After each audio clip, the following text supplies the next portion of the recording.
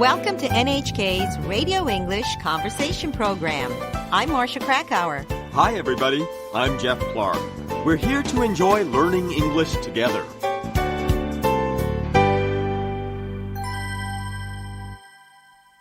Todd's Weekend Retreat. Todd greets his visitors from the porch of his log cabin. Welcome to my cabin. Come on up, guys. So, this is your weekend retreat? Yup. Did you have trouble finding the place? No, not at all. Your directions were great. Kelly happened to see some native wildflowers. That's pristine wilderness out there. You'll have plenty of opportunities to check out the flora and fauna. I hope I brought enough film. You know, your cabin fits perfectly into the landscape. That was the idea, to nestle it into the natural setting. So the cabin wasn't here when you found this place? Well, yes and no. You see, I tried to remodel the original house, but it fell apart. How old was it? Turn of the century. I was hoping to save it, but it wasn't salvageable. Were you able to save some of the lumber? Most of it. Beyond that lake is a wildlife refuge. Looks like a perfect site for environmental researchers. In fact, my closest neighbor is a biologist studying frogs. I just saw the most disturbing news report on frogs. The biologist did say that some species were quickly disappearing from their habitat. What's killing them? I'm afraid no one's really sure. For one thing, it could be due to human intervention. Global climate change could be another reason. Why don't we accompany the biologist one day? Well, aside from Kermit, I've never been too fond of frogs. But it could be very educational, Kelly. I didn't come here to take mug shots of frogs. How can you not be concerned about them? After all, you're the one who saw the report on TV. In any event, you'll meet the biologist tomorrow. I've invited her to dinner. Great. I've always wanted to learn about the evolution of amphibians. All right, let's continue and listen to the population of frogs. Kelly, Toby, and Todd are talking to Todd's neighbor, the biologist. Why did you become a biologist, Cynthia? My father's a wildlife ecologist with the Environmental Protection Agency, and my grandfather was a naturalist. It runs in the family, then. I guess you could say that. Cynthia, how often do you do research in the woods? About twice a week. Do you mind if we join you the next time you do field work? Of course not. Just be prepared to do a lot of walking. Are there still plenty of frogs in this area? The population has been stable since I came 7 years ago.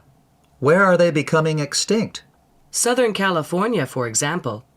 Their native frogs have virtually vanished. Why?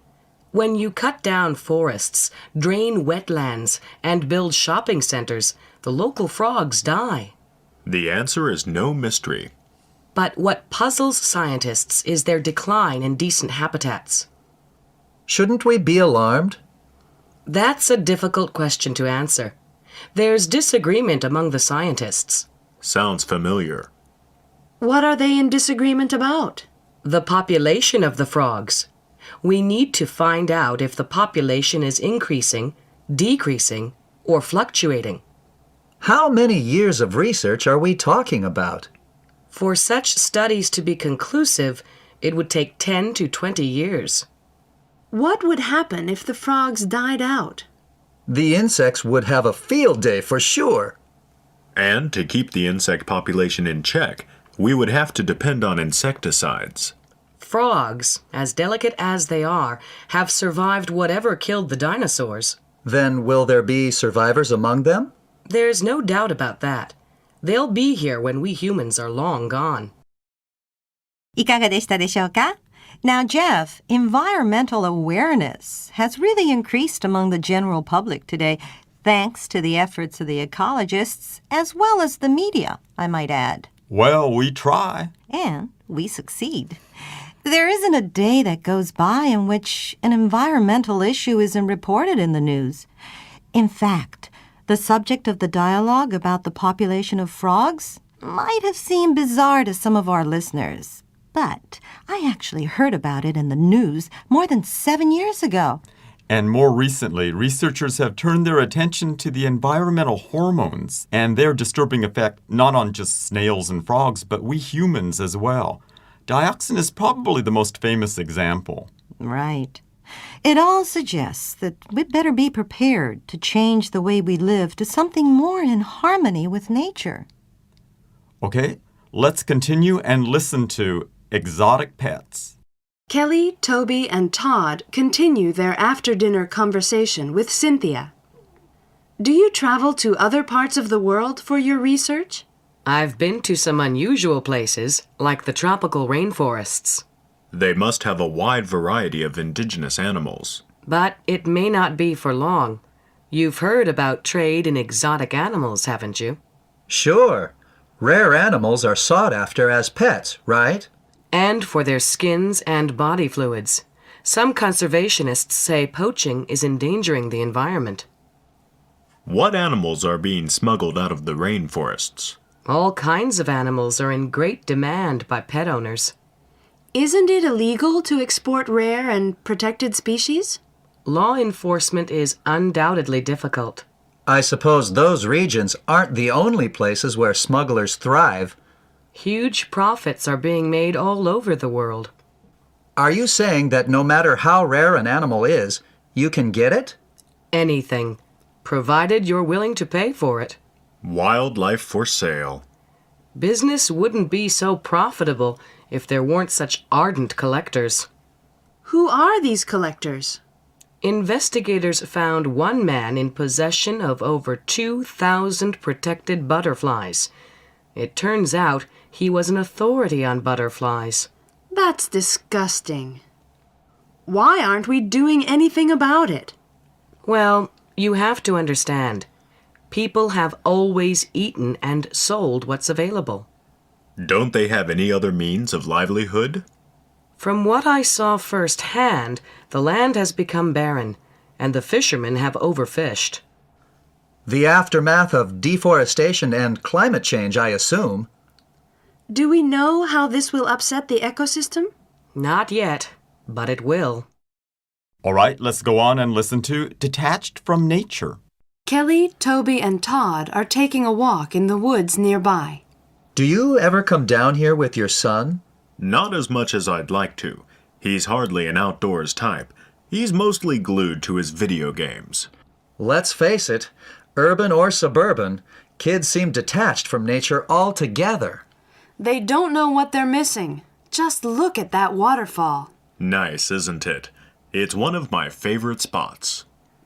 It's too bad children rarely have contact with nature anymore. Around where I grew up, we mostly played in the fields and along the riverbanks. Those were the good old days. Parents discourage their kids from going in the woods nowadays. Well, it's obviously too dangerous. And so the only time kids do engage with nature is when they have a science project. But then again, there's a bright side too. I find children more aware of environmental issues. Definitely. My son and his friends discuss ecological degradation. And it's also hip to wear t-shirts with environmental slogans. That's the power of TV.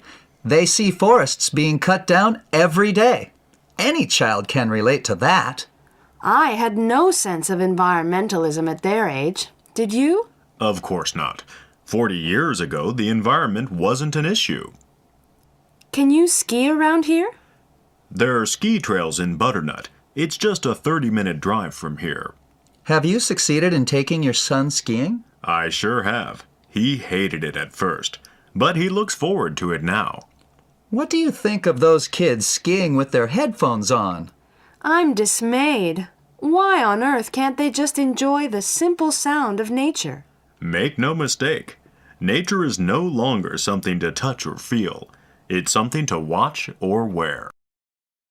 Jeff, talking about poaching, I received first-hand knowledge about the effects of poaching when I was on a nature program that we shot at a wildlife refuge in Kenya. Wow, you must have seen quite a few exotic wild animals while you were there. More than most people will probably ever see in their entire lifetime. But I never encountered a rhino. I was told they were near extinction in their habitat due to illegal poaching. So the conservationists and rangers were constantly looking out for any sign of illegal activity, especially during the nighttime. So poachers do their dirty work in the dark, right? Right. And one night, a member of our TV crew decided to spend the night in a different camp. And that was a foolish decision, because as he was heading to his other camp in his recreational vehicle, he got lost and was stopped by the rangers. Our crew was warned that had he been stopped by a more aggressive ranger, he could have been arrested or even shot on the spot for poaching. Serious business. And speaking of serious, the next topic we'll deal with is also serious business. Technology. So let's listen to Todd the Technophobe.